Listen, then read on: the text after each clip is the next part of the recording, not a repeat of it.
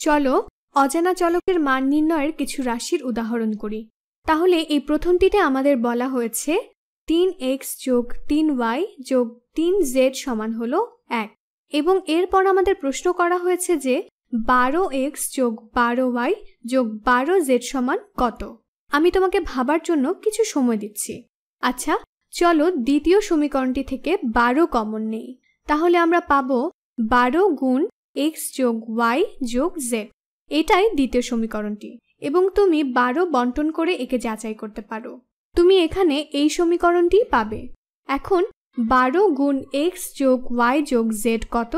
আচ্ছা, আমরা এখনো ঠিক জানি না যে x যোগ y যোগ z সমান কত, কিন্তু এই প্রথম সমীকরণটি আমাদের সাহায্য করতে পারে। প্রথম সমীকরণে আমরা বামপক্ষ থেকে 3 কমন নিয়ে এটাকে 3 গুণ x যোগ y যোগ z সমান 1 হিসেবে লিখতে পারি। এরপর x যোগ y যোগ z কে সমাধান করতে আমি শুধু 3 দ্বারা উভয় পক্ষকে ভাগ করব এবং আমার x যোগ y যোগ z সমান 1/3 থাকবে। তাহলে এখানে x যোগ y যোগ z এর পরিবর্তে আমি 1/3 লিখতে পারি। তাহলে এই পুরোটা সরল হয়ে 12 গুণ 1/3 হলো। 12 গুণ 1/3 আর 12/3 একই, যা হলো 4। চলো আরেকটি করি। তাহলে এখানে আমাদের বলা হয়েছে 3a যোগ 5b সমান হলো 2 এবং এরপর আমাদের প্রশ্ন করা হয়েছে যে 15a যোগ 15b কত হবে। তাহলে দেখা যাক। এখন চলো দেখি আমরা এটা কিভাবে করতে পারি। আমরা আগের সমস্যার মতো করে দ্বিতীয় রাশিটিকে আবার লিখতে পারি।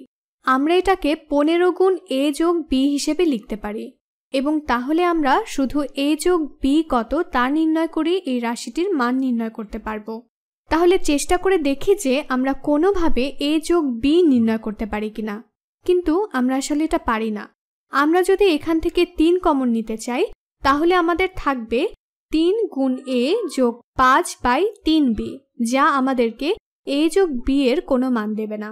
যদি আমরা 5 কমন নেওয়ার চেষ্টা করি তাহলে আমরা পাবো 5 গুণ 3/5a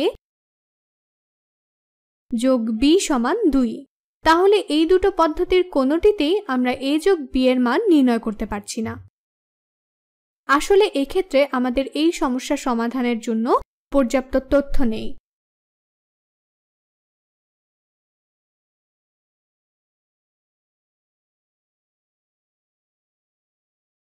আমরা এটা সমাধান করতে পারবো না। আশা করি তুমি বুঝতে পেরেছো।